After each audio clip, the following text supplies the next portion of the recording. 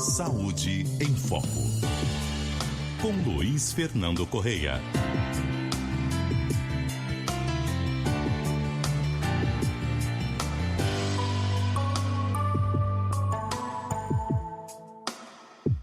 Doutor Luiz Fernando Correia, muito bom dia.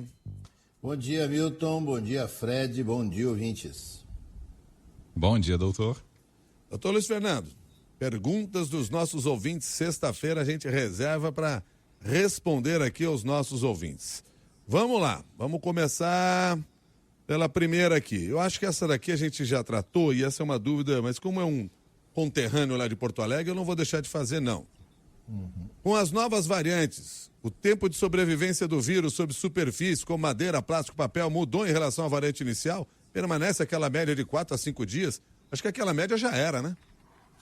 Milton, quer dizer, não mudou a característica do vírus. O que mudou foi o entendimento de que o mecanismo de transmissão mais importante do coronavírus, seja ele qual for, e muito mais ainda com a tal da variante Delta, é a transmissão pelo ar. Então, aquela preocupação que a gente tem, o vírus está ali, mas esse mecanismo de transmissão não é tão importante assim. O mais importante é usar máscara, manter a distância e, principalmente, Milton, manter os ambientes arejados. Fred? Doutor, tem uma pergunta aqui da Antônia Ferreira, que é de Porto Alegre. Opa, estamos bem com a audiência em Porto Alegre hoje, hein? Foi pura coincidência, gente. É isso aí. Ela quer saber o seguinte, com essa variante Delta e a questão aí das atualizações da vacina, ontem surgiu a informação de que apenas na segunda dose, o reforço da segunda dose poderia imunizar de maneira mais efetiva. Quando vai ter respostas mais concretas em torno das vacinas que estão sendo aplicadas aqui no Brasil sobre a variante Delta, de que forma essas vacinas podem imunizar a respeito dessa variante? Bom, a gente sabe que com relação a Pfizer e a AstraZeneca foram testadas em vida real no Reino Unido. Então essas duas vacinas têm eficácia diminuída logo após a primeira dose, quando tem que enfrentar, vamos dizer assim, a variante Delta, porém, após a segunda dose voltam a ter uma eficácia muito boa, muito perto da original de 90%. Então é por isso que é muito importante que se faça o ciclo completo de vacinação para se proteger da variante Delta.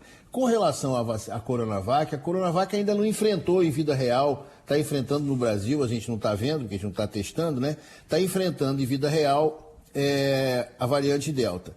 Testes feitos na China com o soro, ou seja, a parte do sangue que carrega os anticorpos de pessoas já vacinadas com a Coronavac, mostrou que ela é eficaz contra a variante Delta. Mas é um teste de laboratório, a gente não tem dados de eficácia em vida real. Por isso que a gente não pode afirmar isso de maneira tão radical, mas os indícios são muito bons, Fred. A Patrícia, ela teve um pequeno nódulo detectado há um ano no seio.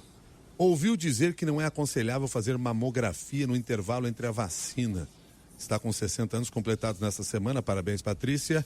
Já tomou segunda dose, ou toma segunda dose em agosto, da AstraZeneca. Tem alguma coisa nesse sentido, a ver com mamografia, vacinação? Isso faz algum sentido? Não faz sentido algum, Milton. E olha só, é muito importante que ela faça o exame para acompanhamento, ou seja, para o estadiamento do que ela descobriu, e não deixe de fazer. Ninguém deve deixar, não só ela, como ninguém tem restrição alguma de fazer esses acompanhamentos médicos regulares durante a pandemia. Isso é um grande problema, porque muita gente não conseguiu, nesses últimos 17 meses, fazer esses acompanhamentos, então a gente está muito preocupado com a evolução dessas doenças crônicas. Mas fique tranquilo, isso aí deve ser mais uma dessas bizarrices que o grupo do antivacina adora inventar. O Francisco Chianello pergunta, se as vacinas podem não ser eficientes nas novas variantes, está sendo avaliado ainda, será que os testes também podem não detectar, doutor, a presença dessa nova variante numa pessoa? Não, vamos começar de trás para frente então, Francisco. Os testes não são afetados pelas mutações do vírus, porque eles não buscam um pedacinho só específico do vírus. Então, até agora não aconteceu nenhuma variante que conseguisse escapar dos testes, porque o teste busca pelo menos 4 regiões diferentes da parte genética do vírus, Por isso, não tem como a variante alterar o teste, ou o teste deixar de ser efetivo. E com essa história de novas variantes e vacinas, a gente não tem ainda dados de que nenhuma das variantes descobertas, inclusive a Delta, seja capaz de evadir completamente, ou seja, seja capaz de ser, vamos dizer assim, invencível. Todas as variantes respondem, ou seja, o paciente responde com anticorpos que são capazes de neutralizar o vírus. Por isso, fique tranquilo, não escute essa galera que fica falando essas coisas contra a vacina, não. Só para fechar nossa conversa aqui, o que o senhor achou de termos público na final da Comebol? Ai, Milton. Final da Copa América, na verdade, né? Eu acho que alguém estava assistindo o jogo da Eurocopa, né? E aí falou assim, vamos fazer igual. Só pode ser, cara. Não tem lógica. Não tem menor cabimento esse tipo de coisa. A Copa América já não tinha cabimento, mas público na final é pior ainda. Nenhum lugar do Brasil tem número que justifique isso. Eu gosto do prefeito Eduardo Paes, gosto da equipe dele, não deve ter sido ouvida com certeza, porque eu duvido que os cientistas tiverem apoiado essa história. Então eu acredito que público no Maracanã na final da Copa América é um ato criminoso. Vou falar com todos os aspectos, crime. Não tem que ter público. Não tinha nem que ter Copa América, não tinha nem que ter público. Aí as pessoas discutem assim, mas está tendo brasileiro, que eu também acho que está errado, mas em todo caso é brasileiro, pelo menos é nosso, né? Agora, para que fazer uma... Não tem menor cabimento, Milton. É uma situação, é uma sandice.